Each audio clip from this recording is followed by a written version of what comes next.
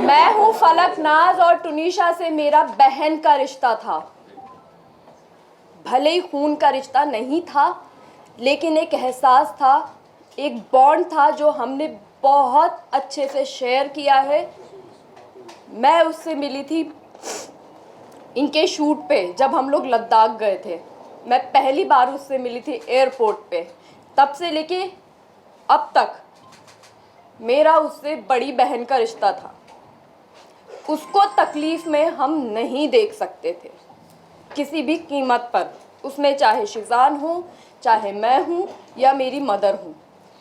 हिजाब, दरगाह, ये कहीं से कहीं तक उठता ही नहीं सवाल, क्योंकि हम जो भी अपना रिलीजन मानते हैं वो हमारी पर्सनल चीज़ है, हमारी पर्सनल स्पेस में होता है।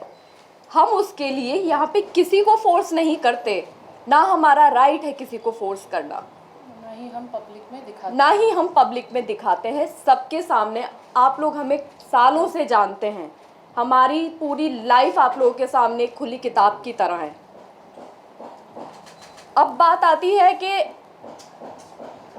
उसको हमने फोर्स किया, या उसका वो जो हिजाब लेने वाला फ़ोटो जो सर्कुलेट हो रहा है वो शो का फ़ोटो है, शो की शूट का फ़ोटो है। उर्दू सिखाना, हम जब मायथो करते हैं, इसने मायथो किया है, मैंने मायथो किया है, हम भी तो हिंदी बोलते ही है ना, शुद्ध हिंदी। हम जब 12-13 घंटे एक कैरेक्टर में, शो में रहते हैं, एक आउटफिट में रहते हैं, हम 25 से 30 दिन हम शूट करते हैं, तो वो बहुत नेचुरली हो जाता है कि हम वो लैंग्वेज बोलने लग जाते हैं। और किसी लैंग्वेज का रिलीजन से क्या लेना देना है, हम इंडिया में रहते हैं, इतनी सारी भाषाएं हैं, तो लैंग्वेज बोलना, रिलीजन एक्सेप्ट कर लेना या कन्वर्ट हो जाना प्रूफ नहीं करता है। Firstly this is a very wrong assumption. और रही बात हिजाब, वो शैलेंद्र जी क्लियर कर चुके हैं, रिलीजन बहुत पर्सनल होता है और हम किसी को कभी फोर्स नहीं कर सकते हैं, ना ही करेंगे। और हम जो भी करते हैं वो हम अपनी पर्सनल लाइफ में करते हैं, हम सब चीज़ें सोशल मीडिया पर नहीं डालते हैं। करेक्ट। और आप लोग कहाँ रिलीजन पे अटके हुए हैं, यहाँ पे मेंटल हेल्थ का सवाल है। लेकिन मैं एक चीज़ बोलना चाहूँगी। जिस दिन फलक, उनको उनकी माँ ने, वनीता शर्मा जी, आपकी रिस्पेक्ट में आपको बोलना चाहती हूँ, आपने तो बहुत बदतमीज़ी की है, लेकिन हम अपनी डिग्निटी, हमें मालूम है कि हमें कहाँ कैसे मेंटेन करनी है। आपने बोला कि फलक नाज उसको दरगाह पे लेकर गई, तो आपकी बेटी आपसे सब कुछ शेयर करती थी, तो आपको ये नहीं पता कि दरगाह पे वो किस दिन गई है, कहाँ पे गई है।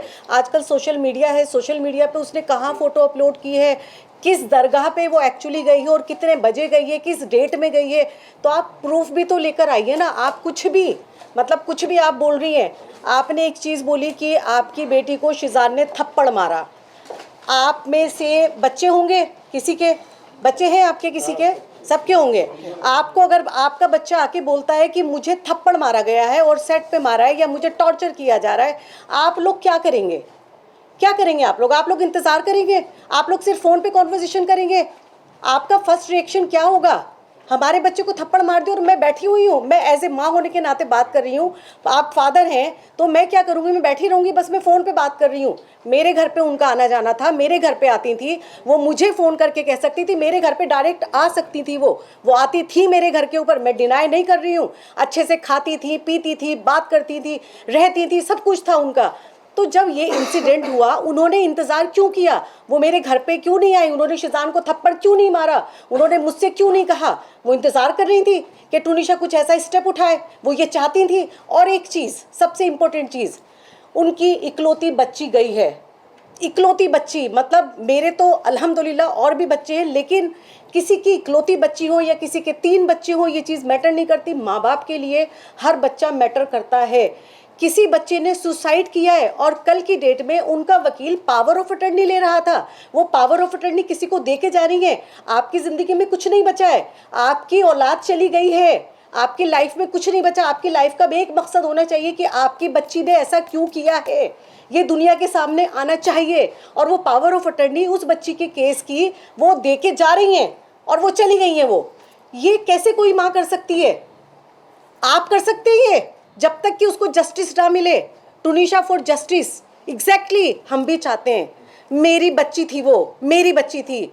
हम लोगों के लिए, हमारी फैमिली के लिए सफ़र कितना मुश्किल हो रहा है ये हमें पता है, हमारे ऊपर वाले को पता है कि एक तरफ वो बच्ची जो हमारे बहुत क्लोज थी मेरे घर की, वो सबसे छोटी बच्ची थी।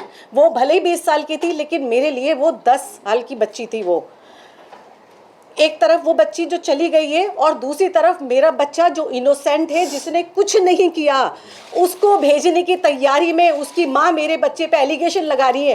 क्या चाहती हो आप वनीता जी? आप क्या चाहती हो? एक बच्ची ने सुसाइड कर लिया और दूसरी माँ का बच्चा भी सुसाइड कर ले, आपके टॉर्चर करके, आपके प्रेशर में आके।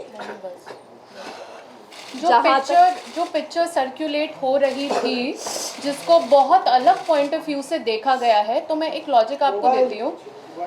जब हम सेट पे होते हैं और कोई आउटफिट होता है, स्पेशली जब हम माइथो कर रहे होते हैं, तो हम पूरा दिन उसी गेटअप में रहते हैं, क्योंकि हमें रेडी होने के लिए बहुत टाइम लगता है। कपड़ों को चेंज करके वापस से निकालें, फिर शॉट में जाएं, ऐसा नहीं होता है। वो जो पिक्चर सर्कुलेट हो रही है वो ये पिक्चर है, जो कि आप देख सकते हो। टुनिशा की प्रोफाइल से पोस्ट की गई है। ये इधर ये वो पिक्चर है जो टुनिशा की प्रोफाइल से पोस्ट हुई है, और इसका ये नीचे यहाँ पे 3 सितंबर लिखा है, और उसका कैप्शन भी है, wishing you all happy Ganesh चतुर्थी।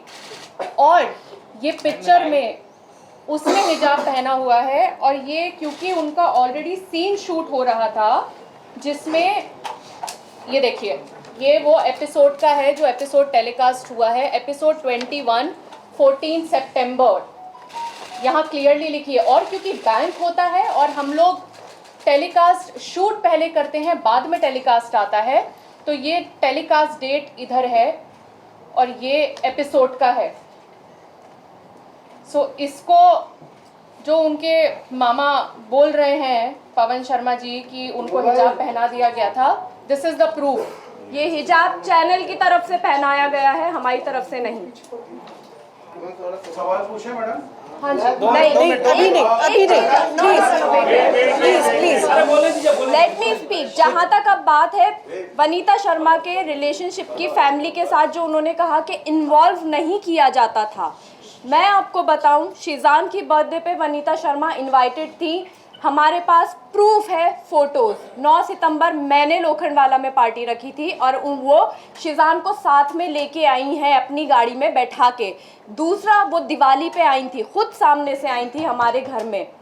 उसके अलावा अभी टुनिशा का 4 तारीख को बर्थडे है, मैं उसका बर्थडे सरप्राइज प्लान कर रही थी। 3 तारीख की रात को, 23 तारीख दिसंबर को रात को उन्होंने मुझे फ़ोन किया था कि फलक क्या प्लान है बर्थडे का, तुम क्या प्लान कर रही हो? और मैंने उनको क्लियरली बताया था, आंटी मैं बर्थडे प्लान कर रही हूँ, आप 4 तारीख को उसकी पार्टी रख रही हैं, क्योंकि उनको एक ग्रैंड लेविश पार्टी रखनी थी विद मीडिया। तो उन्होंने कहा था कि मैं 4 तारीख को कहीं बाहर पार्टी रख रही हूँ और तुम लोग उसका, फिर मैंने उनको ये कहा था कि आंटी ठीक है, मैं उसका ब्रिंग इन मनाना चाहती हूँ, क्योंकि टुनिशा मीडिया नहीं चाहती थी। टुनिशा को ये सब नहीं पसंद होता था, उसको फैमिली पसंद होती थी, तो उसको मैं वो फैमिली देना चाह रही थी, वो फैमिली टाइम देना चाह रही थी 3 तारीख की रात को। और ये बात टुनिशा भी जानती थी कि आप ही कुछ सरप्राइज प्लान कर रही है।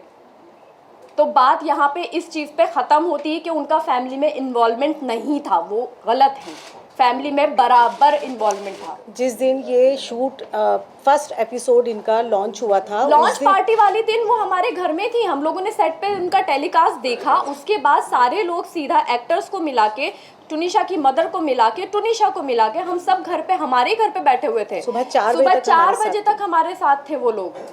तो और कैसा इन्वॉल्वमेंट आपको चाहिए? हमें उन्होंने अपने घर पे बुलाया, हम उनके घर पे गए, तो और कैसा इन्वॉल्वमेंट होता है?